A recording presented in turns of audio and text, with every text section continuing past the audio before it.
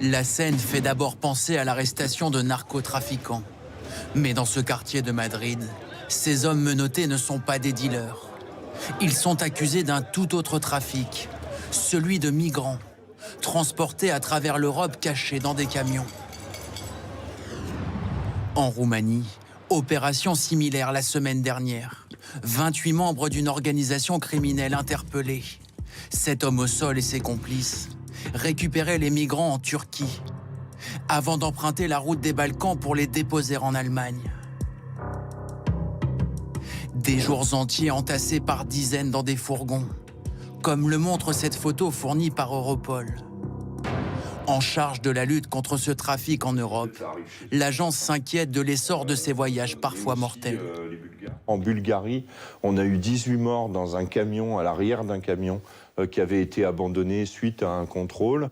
Donc, en luttant contre les trafics de migrants, contre ces réseaux criminels qui passent des migrants, on sauve aussi des vies. Le mode opératoire des trafiquants est le même que pour la drogue. Ils utilisent la technique dite du go fast.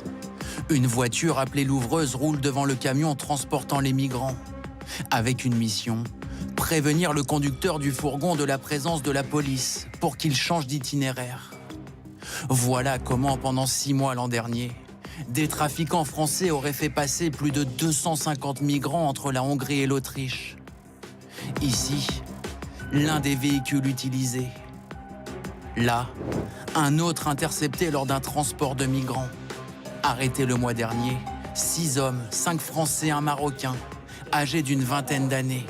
Selon l'avocat de l'un des accusés, ce ne sont que les petites mains d'un réseau de grande ampleur. La plupart d'entre eux n'ont pas d'antécédents, il n'y a aucun ancrage délinquant, si vous voulez. Ils ont saisi, j'ai envie de vous dire, cette opportunité, si j'ose dire, de se faire de l'argent rapidement. Mais évidemment que derrière tout ça, je crois qu'il y a des gens qui sont bien plus organisés que ça, qui connaissent bien plus les choses. Chaque migrant aurait payé entre 1 000 et 2 000 euros pour traverser la frontière autrichienne. Les 6 accusés seront jugés demain. Ils encourent 10 ans d'emprisonnement.